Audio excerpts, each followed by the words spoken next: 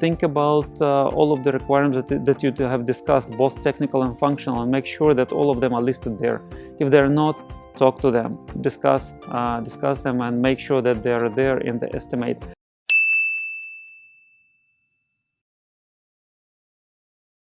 Hey there, Andrzej here from Glorium Technologies, talking about the common mistakes when people outsource their software development. And today specifically I'm going to focus on analyzing the estimate that you receive from your future software development outsourcing vendor for your solution, for the product that you have discussed.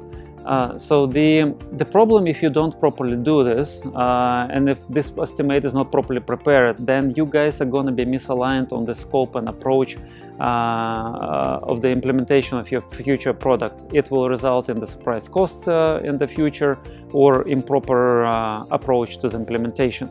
So you definitely want this to be properly covered. So the main thing that people fail to do here is that actually there are two things. One is people don't sometimes don't ask for the full estimate for the entire solution. Even if you go in contract, for the small part of the product, like a pilot project, still ask for the entire estimate from the beginning to the end.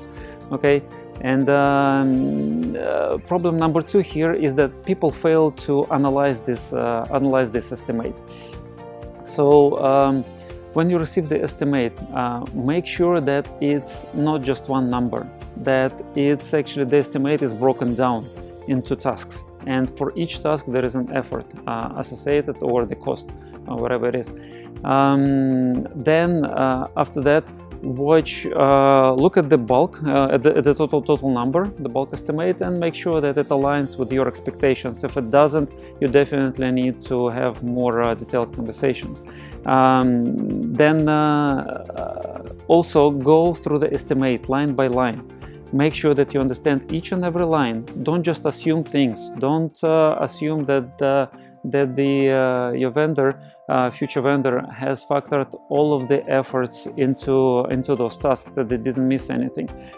Think about all of the requirements that you have discussed, both technical and functional, and make sure that all of them are listed there. If they're not, talk to them, discuss them, and make sure that they are there in the estimate.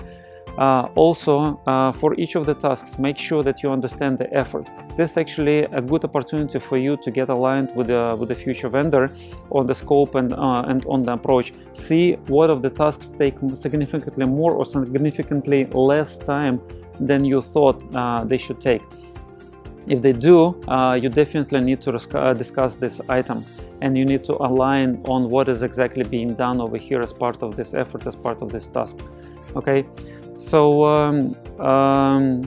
what else is also a good sign here, if this vendor actually has provided you the estimate not as one number but as a range, and sometimes there could be even three numbers. It could be optimistic, realistic, and pessimistic. It could be just optimistic and pessimistic. So, but anyways, it's a good sign if there is a range. It means that the vendor has a good experience in estimating the projects.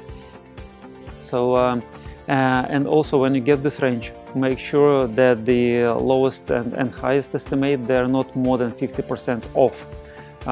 So this range shouldn't be more than 50%. If it is more, you probably want to go back to discussing the requirements, refining them, and then estimating them again. Okay, so that's actually all for today for this video. Hope you learned something helpful, and next time I'm going to talk about the common mistakes when you're negotiating your first contract and talking about the type of engagement, whether it is T&M or fixed cost. So stay tuned, and I will see you next time.